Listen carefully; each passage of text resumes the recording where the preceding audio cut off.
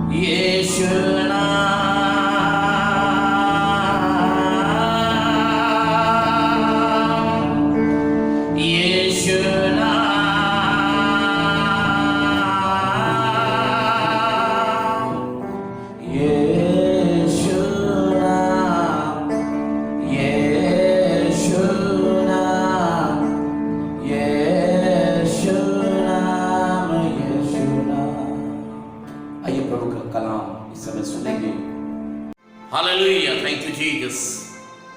मित्रों, हमें मालूम है कि परमेश्वर लगातार आपको छू रहा है, आपसे लगातार बातचीत कर रहा है।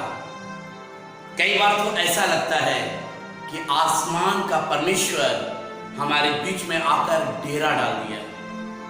मेरे मित्रों, ऐसा सुनहरा मौका शायद हमें मिलेगा कि नहीं मिलेगा ये हम नहीं जानते, पर मैं इतना कहना चाहता हूं, ये हमारे और आपके लिए बड़ा अच्छा और सुनहरा अवसर है। और मैं यही परमेश्वर से प्रार्थना करता हूं कि परमेश्वर अपने वचन के द्वारा, परमेश्वर अपने पवित्र कलाम के द्वारा, परमेश्वर आज एक एक जन से बातचीत करे, ताकि हमारे परमेश्वर की महिमा आसमान में जो फरिश्ते लगातार करते हैं लगातार होती रहे। मेरे मित्रों, आज जो हमने अध्याय जो आपके लिए लिया है, वो अध्याय जो है बहुत इंपॉर्टेंट है। यिर्मयाह नबी की पुस्तक और उसका 30 अध्याय, यिर्मयाह नबी की पुस्तक और उसका 30 अध्याय और उसकी 17वीं आयत में परमेश्वर का कलाम इस तरीके से कहता है। हमारी बेटी प्रकांक्षा लकड़ा पढ़ के बताएगी। जी हाँ। मैं तेरा इलाज करके तेरे घाव को चंगा करूंगा। ध्यान दीजिएगा, बाइबल में लिखा हुआ है परमेश्वर का कलाम या परमेश्वर का वचन आज एक बात को कह रहा है।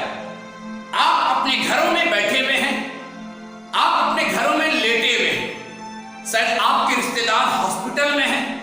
बाइबल में लिखा हुआ है ईश्वर का वचन, परमेश्वर का वचन आज इस प्रकार से कह रहा है मैं तेरा इलाज करके तेरे घाव को क्या करूंगा, चंगा करूंगा। आज इस दुनिया में बहुत सारे ऐसे डॉक्टर हैं जो अपने अपने बीमारी में बहुत ज्यादा स्पेशलिस्ट है। कोई ब्रेन का हो सकता है, कोई हार्ट का हो सकता है, कोई किडनी का हो सकता है, कोई लीवर का हो सकता है, कोई आंख, कोई कान, कोई नाक का भी हो सकता है। आज हम परमेश्वर का धन्यवाद करते हैं क्योंकि कई प्रकार की बीमारियां मुझे इस संसार में दिखाई दे रही है और सबके अलग अलग डॉक्टर है। कोई परमानेंट डॉक्टर मुझको नहीं दिखाई दे रहा। और मालूम है बाइबल में क्या लिखा हुआ है? आज परमेश्वर का वचन जो विश्वास करते हैं, आज परमेश्वर का वचन आज उनके लिए बाइबल में लिखा हुआ है ईश्वर के पास आने वालों को विश्वास करना चाहिए कि वो है और उसके खोजने वालों को प्रतिफल देता है। परमेश्वर का वचन यहां पर क्या कह रहा है? मैं तेरा इलाज करके, कह रहा है तेरे घावों को क्या करूंगा, चंगा करूंगा। मैं आपको एक जगह ले जाना मांगता हूं, निकालेंगे मत्ती रचित सुसमाचार और उसका 8वां अध्याय, मैथ्यू चैप्टर 8 और उसकी 8वीं आयत से पढ़ना आरंभ कर। देखिए क्या कह रहे हैं। सूबेदार ने उत्तर दिया, हाँ, हे प्रभु, हाँ, मैं इस योग्य नहीं। ध्यान दीजिएगा, बाइबल में लिखा हुआ है एक औहदे वाला व्यक्ति, एक बड़ा पोस्ट वाला इंसान यीशु मसीह के पास आया है, कुछ निवेदन कर रहा है। और निवेदन क्या कर रहा है, सुनिए।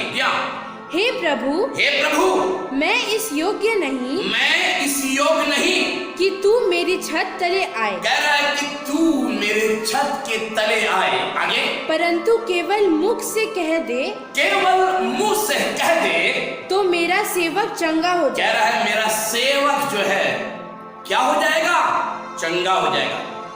ये सूबेदार का जो नौकर है उसको झोले का मारा हुआ बीमारी है और बाइबल में लिखा हुआ है सर ये उठ नहीं सकता और न ही किसी तरीके से इसे लाया जा सकता है।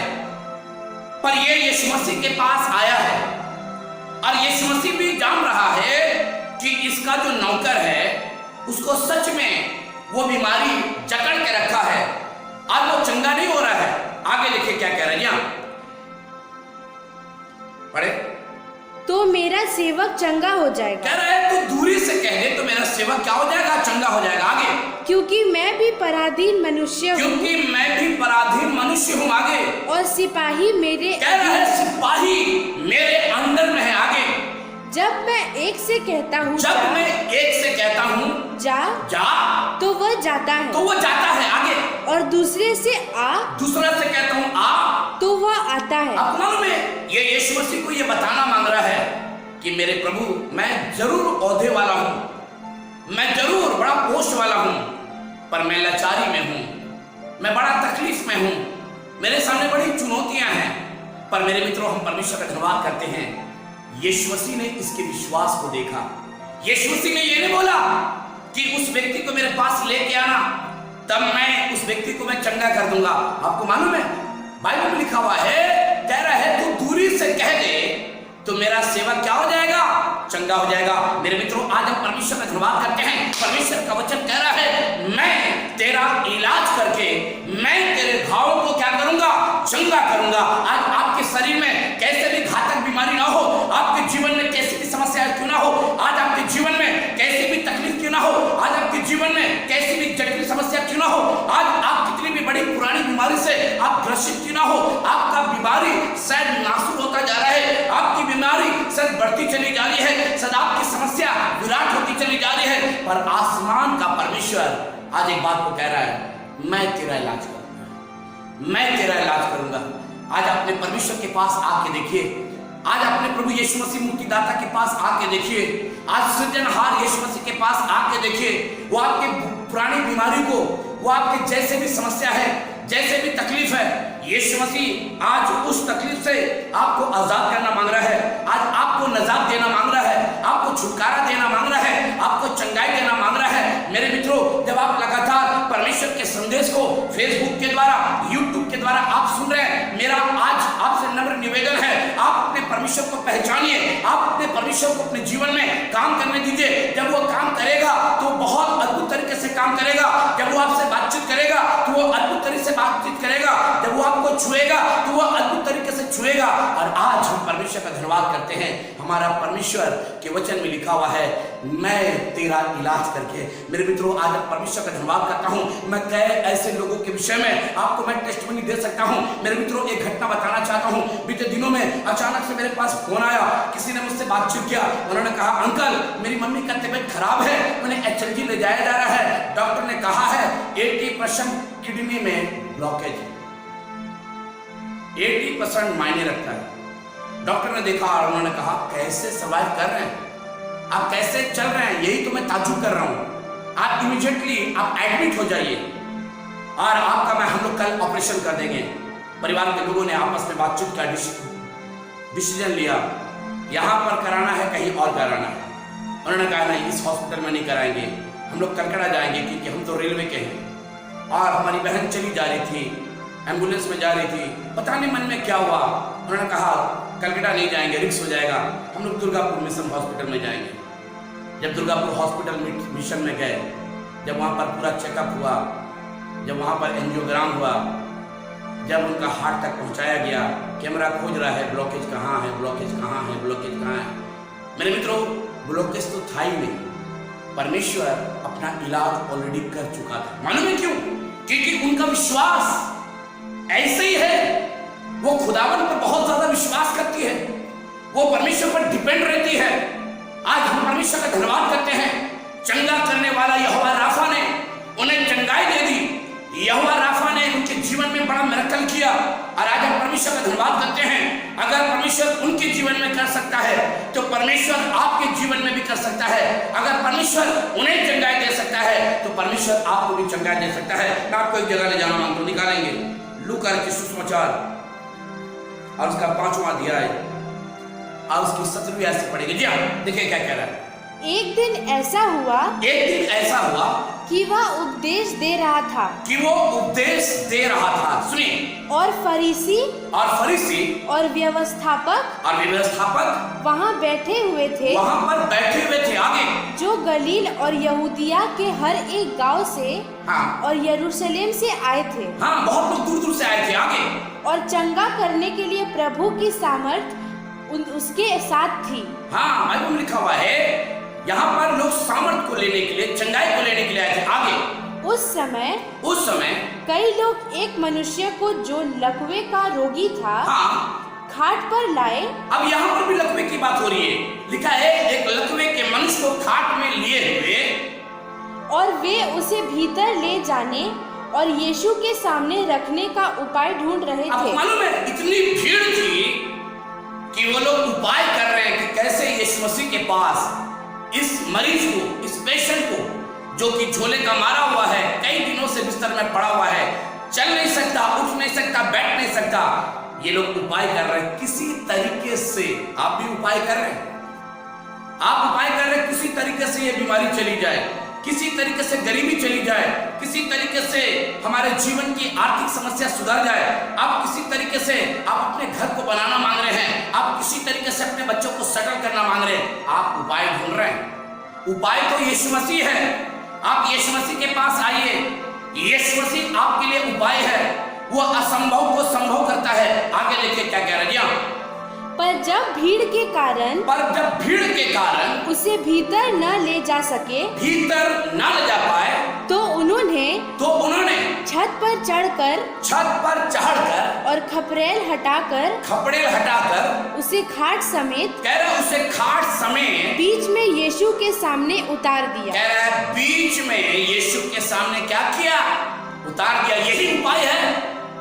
आप सब किसी और के पास चले गए हैं, आप सब और किसी के बारे में सोच रहे हैं, आप सब कुछ और अलग सी चीज करना मांग रहे हैं, पर यीशु मसीह के पास जब आप आएंगे, वो आपके लिए सब कुछ पूरा करेगा, वो आपके लिए सब कुछ पूरा करेगा। यहाँ पर लिखा हुआ है, मैं तेरा इलाज करके मैं तेरे घावों को मैं क्या करूंगा?